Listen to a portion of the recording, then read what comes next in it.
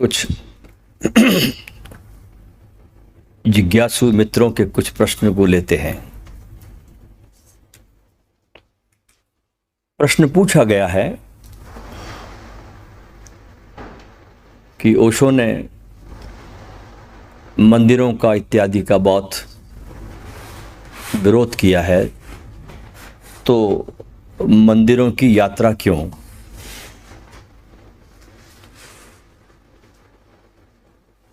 अगर आपने ओशो के साहित्य को, दर्शन को बहुत ठीक से अगर पढ़ा होगा तो उसमें एक बात समझ में आती है कि ओशो ने किसी भी चीज का विरोध नहीं किया। हर चीज को ओशो ने सीढ़ी कैसे बन सके इसकी बात की है। ओशो ने ये बात की है कि अगर तुम्हारे पास समझ है तो जहर भी अमृत हो जाएगा, और अगर तुम्हारे पास में समझ नहीं है तो तुम अमृत को भी जहर करने में कुशल हो।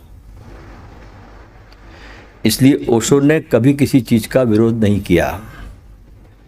अगर आपने ठीक से ओशो की कम से कम पुस्तकों का ही अध्ययन कर लिया होता तो आपको ये बात स्पष्ट मालूम पड़ जाती कि ओशो की एक बड़ी प्यारी पुस्तक है जिसका नाम है गहरे पानी पैठ। गहरे पानी पैठ, जिसमें फिल्म कलाकार महिपाल ने उनसे प्रश्न किया था कि मंदिर, मस्जिद, तिलक, टीके और तीर्थ,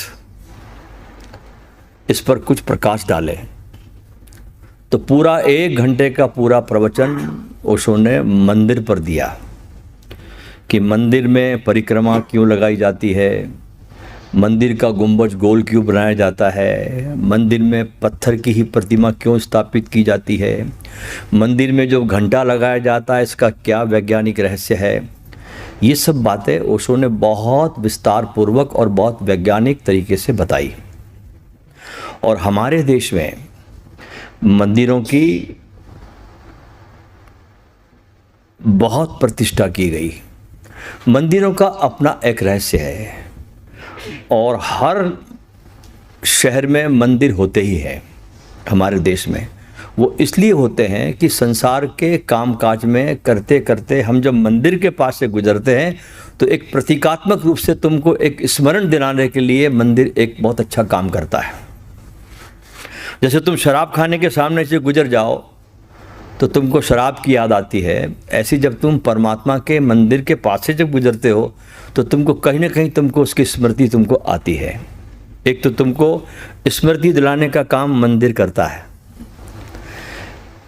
फिर अंदर तुम जब जाते हो और वो जो भगवान की मूर्ति जो वहाँ पर लगी है, कहा जा सकता है कि भगवान तो निराकार है, उसका तो कोई आकार नहीं है, लेकिन अभी तुम निराकार को देख कैसे सकोगे? जब तुम आकार को ही नहीं देख सकते तो निराकार तो बहुत दूर की बात है देखना।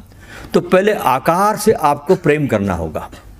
उसकी प्रतिमा बनाई लोगों ने, आकार पे पहले ध्यान। जैसे हम कहते हैं ना मूर्ति पूजा, हम गणेश की मूर्ति का जब गणेश बिठाते हैं महाराष्ट्र में तो गणेश की बहुत 10 दिन तक पूजा चलती है। हम दुर्गा महोत्सव मनाते हैं, दुर्गा की पूजा चलती है 9 दिन तक के। लेकिन उसके बाद हम मूर्ति को विसर्जित भी करते हैं। अर्थ हुआ कि पहले मूर्ति में डूबना है और मूर्ति में इतना डूबना है, उतना डूबना है कि मूर्ति निराकार का एक द्वार बन जाए। और जैसे मूर्ति निराकार का द्वार बनती है, मूर्ति को हम तिरोहित कर देते हैं। तो मंदिरों का इतना उपयोग है कि जब आप वहाँ पर जाएं और मूर्ति के सामने बैठे तो उस मूर्ति के निराकार में आप कुछ खबर दे रही है, उसमें आप डूबें। और उसमें डूबने के बाद अगर मान लो आपकी ध्यान की परिस्थिति गहरी हो गई तो मूर्ति आपके जीवन से विदा हो जाएगी, मंदिर भी आपके जीवन से विदा हो जाएंगे। लेकिन कभी भी ओशो ने मंदिर का कभी विरोध नहीं किया, बल्कि उन्होंने तो शुरू में जो आश्रम था पूना का, उसमें उन्होंने अपने ध्यान मंदिर का नाम ही दिया था रजनीश ध्यान मंदिर। 1974 के आसपास जब ये आश्रम बना पूना का तो पहली बार उसका नामकरण यही हुआ, रजनीश ध्यान मंदिर। तो मंदिरों का कभी ओशो ने कभी विरोध नहीं किया।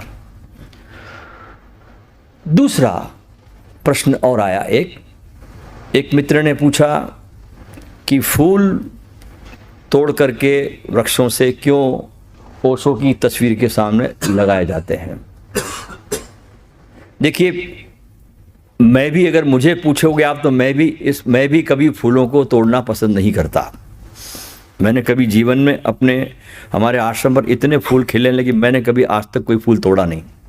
मैं फूलों को देखना, उनकी खुशबू को महसूस करना मैं पसंद करता हूँ। लेकिन मेरे माइंड में ये भी कंडीशन नहीं है कि कोई आदमी अगर मान लो बहुत प्रेम से भरकर उस पुष्प को परमात्मा के चरणों में अगर अर्पण करता है, तो वो उसकी एक भाव दशा भी है। तो जीवन जो है ना, हमारी किसी परिभाषाओं पर निर्भर नहीं रहता। जैसे आप उदाहरण से देखिए कि बुद्ध जब जिंदा थे, बहुत बड़ी गाथा है ये, और सबसे महत्वपूर्ण गाथा है बुद्ध के इतिहास में, कि सुबह सुबह सूरज जब उगा, एक बहुत गरीब मोची था जिसका नाम था सुदास। उसके पीछे एक पोखर था, तालाब। जाकर देखता है तो देखता है कि बड़ा गजब का कमल का फूल खिला है और बेमौसम खिला है। उसके खिलने का वहाँ कोई मौसम भी नहीं है। उसने पत्नी को आवाज दी कि भाग्यवंती जल्दी आ, देख यहाँ कमल का फूल खिला है। और मगध देश की राजधानी थी वो, और उस समय वहाँ पर बुद्ध का आगमन भी हुआ। बुद्ध वहाँ निवास कर रहे थे। बोले, देखो भगवान के चरणों में चढ़ाने के लिए हमारे परमात्मा ने हमारे पोखर में कमल खिला दिया है। उस सुदास मोची ने उस कमल को तोड़ा, फूल को तोड़ा, और वो निकला सड़क पर। सेठ मिला, नगर सेठ में, बड़ा सुंदर कमल का फूल खिला हुआ। बोले, बेचेगा? बोले, हाँ बेच दूँ। गरीब आदमी था, बहुत गरीब था मोची, वहाँ बेच दूंगा। बोले, 10 सोने के सिक्के दूंगा। फिर मन में कहा, नहीं मुझे बेचना नहीं। फिर आगे गया, फिर राज्य का मंत्री मिला उसको, उसने उसकी बड़ी भारी कीमत लगाई तो भी उसने दिया नहीं। फिर राजा मिला, उसने उसको जो बोले कीमत देने को तैयार था, वो उसने तब भी उसने बेचा नहीं। और उस गरीब आदमी ने जाकर वो कमल का फूल भगवान गौतम बुद्ध के चरणों में रख दिया। भगवान बहुत देर तक उस कमल के फूल को देखते रहे अपने हाथों में लेकर, और उसकी तरफ देखकर कहा, सुदास तू अद्वितीय है। इस मायने में अद्वितीय है कि तेरे पास बहुत सा लालच था, तूने उसको ठुकरा कर तूने आज यहां लाकर इस कमल के फूल को अर्पण किया, इसलिए तू बहुत अद्वितीय है। और उस कमल के फूल की पूरी कहानी के पीछे देखा जाए तो उस दिन महाकाश्यप भी परम ज्ञान को प्राप्त हुआ। तो जीवन में कुछ कहा नहीं जा सकता मित्र। जीवन के बारे में कोई भी आप परिभाषा निर्मित नहीं कर सकते कि ऐसा होगा तो ठीक होगा, ऐसा होगा तो नहीं, ये ठीक होगा। जीवन सदा ही जिस ढंग से सामने आता है, आप उसमें कैसा रिस्पॉन्स करते हो। अगर आप उसमें अपनी माइंड की कंडीशनिंग को, आपकी धारणा को, आपकी बंधी बंधाई रूढ़िबद्ध धारणा को अगर आप वहां पर लाते हो, तो जीवन से आप चूक जाते हैं। और दूसरी बात, जब भी कोई आदमी, चाहे आपकी बात नहीं कर रहा, किसी से ही बात करता हूं मैं, जब भी कोई प्रश्न पूछे तो थोड़ी प्रश्न को सुनने की क्षमता को भी विकसित करें। प्रश्न ऐसा पूछे जो आपके प्राणों से आया हो, दिमाग की खुजली से ना आया हो, जिसके लिए आप, उसके लिए आप अपने प्राण भी देने को तैयार हो। ऐसे प्रश्न को पूछना चाहिए। जैसे आपको मैं बताऊं, और फिर क्या है कि प्रश्न को सुनने के लिए भी दिल चाहिए, खोपड़ी नहीं। अब मैं उत्तर देता जाऊंगा और आप खोपड़ी से तुलना करते जाओगे, नहीं ऐसा वो लिखा था, ऐसा वो लिखा था, तो आप मुझको सुनोगे नहीं। इसलिए कहानी एक बड़ी जबरदस्त है कि सुनना कैसे चाहिए। एक बार काशी में बहुत बड़ा एक पंडितों का सम्मेलन हुआ। पूरे देश से बड़े बड़े महापंडित वहाँ पर आए। किसी शास्त्रार्थ पर चर्चा थी, किसी किताब ग्रंथ में कोई चर्चा होनी थी, बड़े बड़े पंडित आए। उसमें कबीर को भी वहाँ निमंत्रित किया गया। उस सभा में हजारों ज्ञानियों की सभा थी, कबीर वहाँ पर आए। एक क्षण पूरी सभा को देखा, देखने के बाद कहते हैं कि मैं बोलूँगा जरूर, लेकिन यहाँ सुनेगा कौन। अगर मुझको सुनना हो तो यहाँ पर मीरा को लाया जाए। और कहानी कहती है कि उस समय मीरा रैदास के पास रहती थी।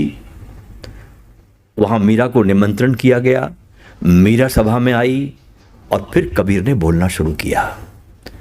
मतलब क्या हुआ कि सुनना हो तो मीरा की चित्त दशा चाहिए, तो सुना जा सकेगा। जो मैं बोला जा रहा हूं जो समझा भी जा सकेगा। तो चित्त में पहले अपने वो भाव पैदा करो कि मैं जिस प्रश्न किया हूं, जो मैं कैसे सुनूं, किस भाव दशा में सुनूं। बहुत सी बार हम देखते हैं, मैंने बहुत सी गाथाएं कही है। गुरजेब का जीवन देखिए आप, कि गुरजेब जब सूफी फकीर के पास में गया अपने एक प्रश्न को लेकर, एक प्रश्न उसका था गुरजेब का, तो गुरु ने कहा कि बाद में प्रश्न पूछना, पहले 3 साल तक मेरे पास बर्तन को साफ कर, बर्तन मांज। और गुरजेब ने 3 साल बर्तन मांजे। और मैं आपसे कहूं कि मैं आपका प्रश्न 2 घंटे के बाद दूंगा तो आपको क्रोध आ जाता है। और गुरजेब 3 साल तक बर्तन मांजता है। उस बर्तन मांजने में गुरजेब मच गया।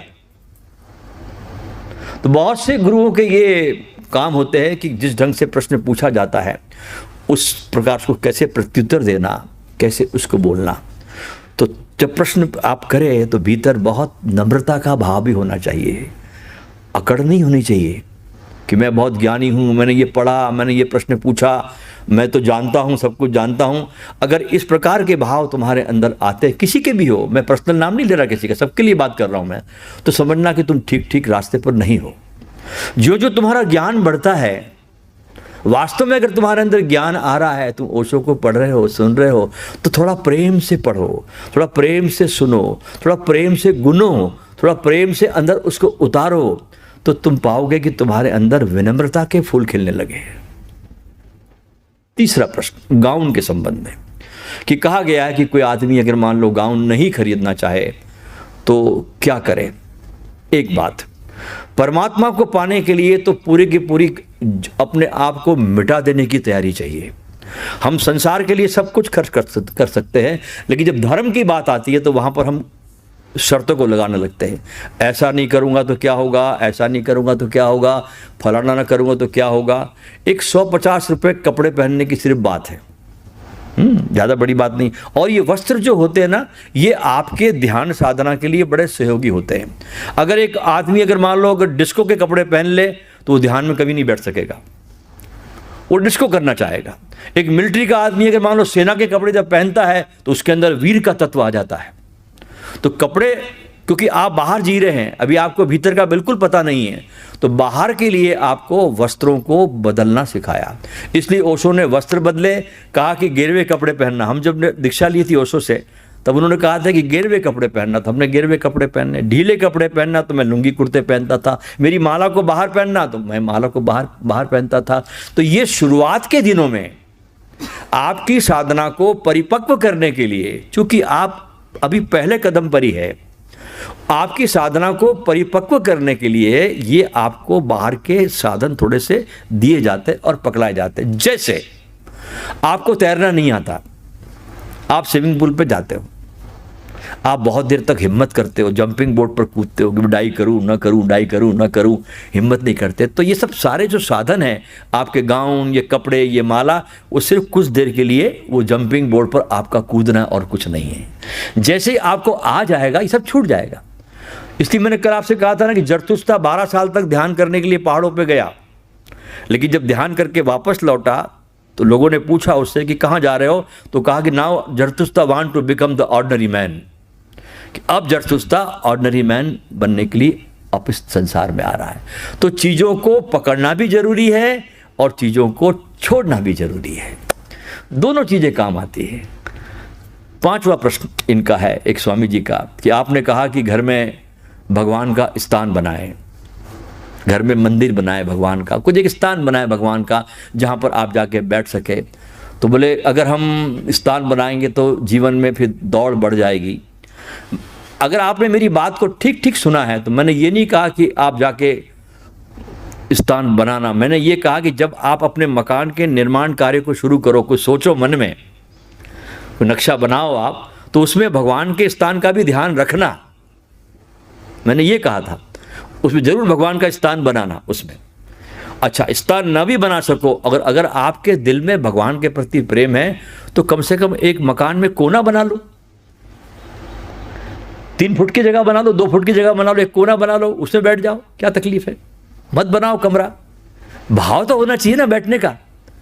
एक कोना बना लीजिए घर में, आप छोटा सा स्थान बना लीजिए, एक आसन बिछा लीजिए उसमें अपना। तो मैंने ये कहा था आपसे कि भगवान के लिए कोई ना कोई आपके घर में एक जगह चाहिए। बाद में जगह भी छूट जाती है वो, जैसे आपकी भक्ति प्रबल हो जाती है। एक बार आप अगर 2 महीने, 3 महीने, 4 महीने, 6 महीने एक ठीक वस्त्रों को पहनकर, एक ही जैसे वस्त्रों को पहनकर, उन वस्त्रों को सिर्फ ध्यान के लिए ही आप पहने।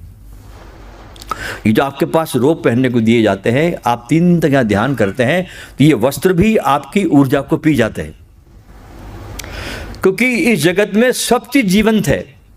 इस वस्त्रों में भी प्राण है, अगर आप महसूस कर सको तो।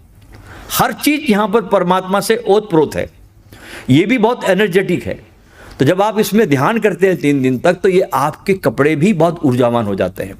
जब आप घर जाते हो और जब उस कोने में बैठोगे ध्यान करने के लिए, तो अगर आप साधारण कपड़े पहनते हो और बैठते हो तो आपकी ऊर्जा मंडल में फर्क पड़ेगा, और जैसे इन कपड़ों को बैठकर आप ध्यान करते हो एकदम फर्क पड़ जाएगा।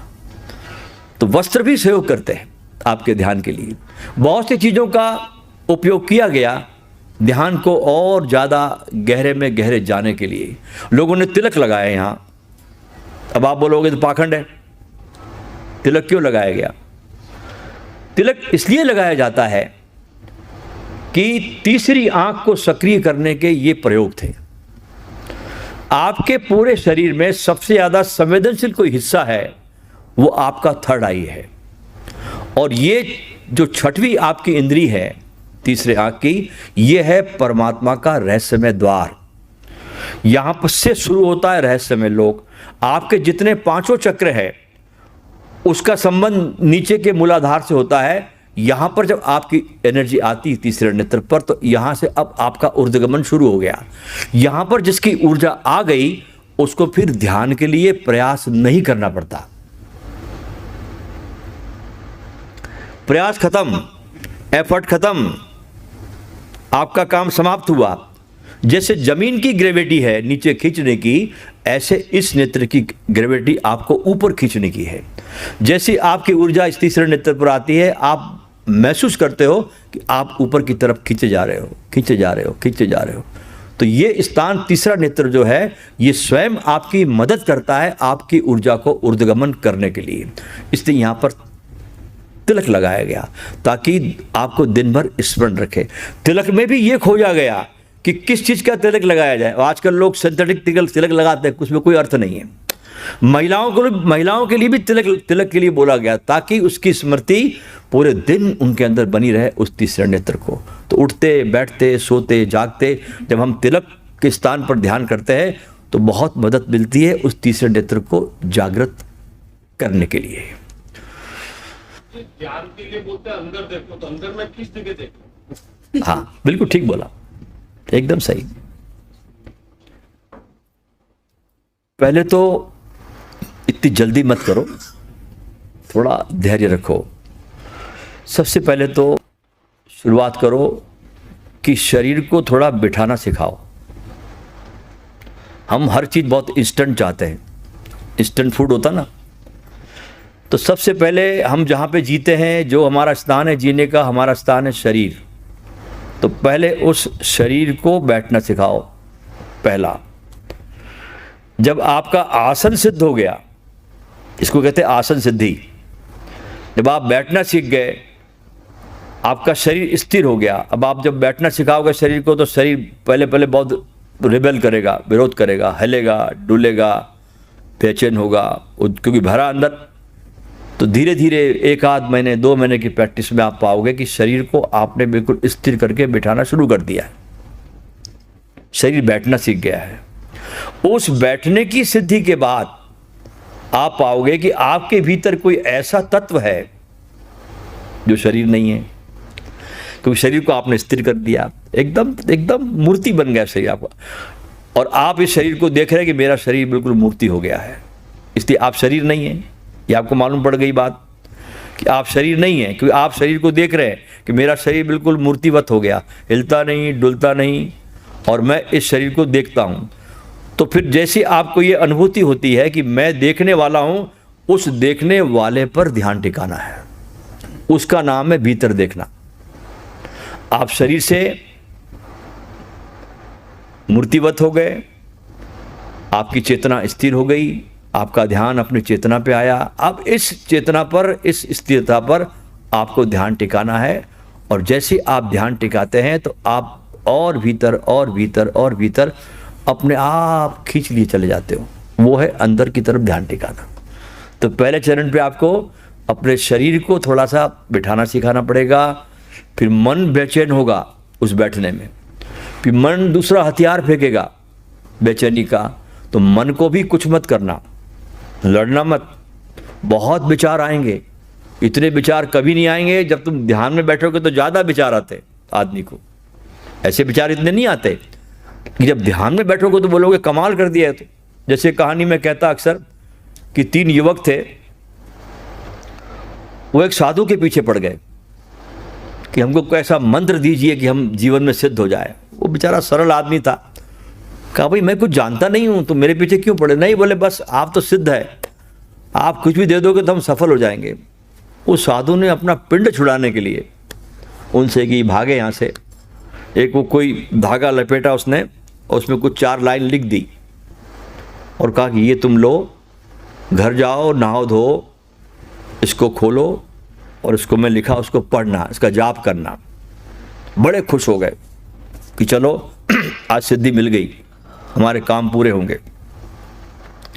लड़के गए, जैसे ही वो जाने लगे तो साधु ने बोला अरे एक बात सुनो, इधर आओ, ये जब तुम जाप करो खोल के इसको नहा धोने के बाद में, तो एक बात का जरूर ध्यान रखना कि इसके जाप करते समय आपके चित्त में बंदर का ध्यान नहीं आना चाहिए।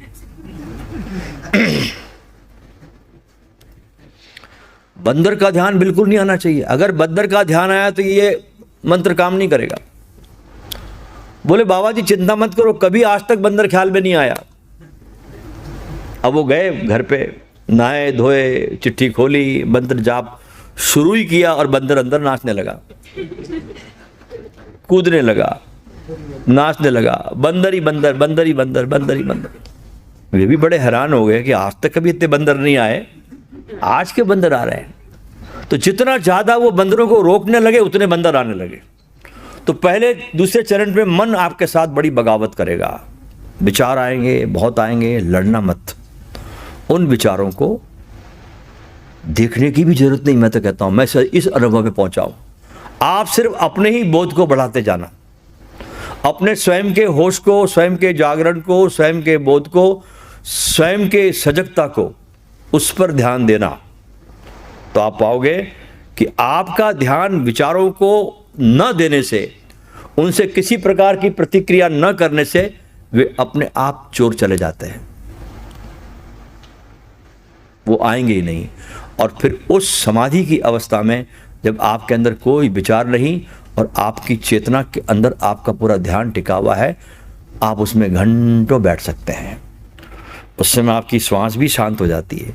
जितने ज़्यादा आप अपने चेतना में स्थिर होते हो, आप पाओगे कि आपकी श्वास कभी कभी 10-10 मिनट में एक श्वास लोगे आप। सूफियों में एक बड़ी सुंदर विधि होती है इसकी, ध्यान कराने की। गुरु अपने शिष्यों से कहते हैं, विधि कराता है ध्यान की, कि एक श्वास लो, उस श्वास को नाभि केंद्र पर टिका दो, रोक दो उसको, और जितनी देर रोक सको, कल्ब को कहो, हृदय को वो कल्ब कहते हैं, कल्ब को कहो कि वो अल्लाह का जिक्र करे। ये उनका जिक्र होता है। श्वास लेना, गहरी खींचना, नाभि केंद्र पे टिकाना, हृदय को कहना अब अल्लाह का जिक्र करो। तो यहाँ से जिक्र होता है उनका हृदय का। तो यहाँ से जब वो सूफी फकीर शिष्य यहाँ से जो अल्लाह का जिक्र करता है तो बात कुछ और हो जाती है। हम जब यहाँ से जिक्र करते हैं तो बात और होती है। श्वासों को रोककर जब दिल जिक्र करता है अल्लाह का तो बात बनते देर लगती नहीं। तो बहुत से ऐसे ध्यान के प्रयोग होते हैं सूफियों में, जिसमें कि सांसों को रोक करके वे अल्लाह का जिक्र करते हैं। तो शरीर को पहले शांत करें, फिर मन को शांत करें, और शरीर और मन अगर शांत हो गया तो आप तो ऑलरेडी अंदर से शांत ही है। चेतना कभी अशांत होती नहीं है। चेतना जब इसके साथ एक रूप हो जाती है, शरीर के साथ उसका तादात्म्य बन जाता है, मन के साथ वो तादात्म्य बन जाता है, तो फिर फर्क पड़ता है। लेकिन जब आप सबसे अलग हो गए तो आपके अंदर शांति का अथाह प्रवाह शुरू हो जाता है। और किसी का प्रश्न?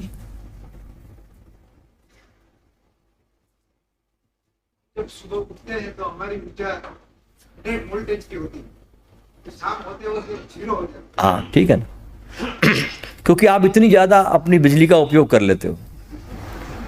है। ऊर्जा कहाँ से आती है, कैसे रिड्यूस हो जाती है? जैसे आप जैसे आपको हमने 100 रुपये दिया सुबह, तो आपने कमाया तो कुछ नहीं, आप खर्च करते गए, तो शाम तक 100 रुपये गए, आप खाली हो गए।